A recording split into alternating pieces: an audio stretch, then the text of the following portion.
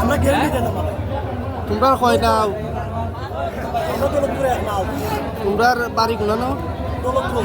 জগৎপুর দৌলতপুর দৌলতপুর আচ্ছা আচ্ছা তোমরা দুইটা শিকারপুর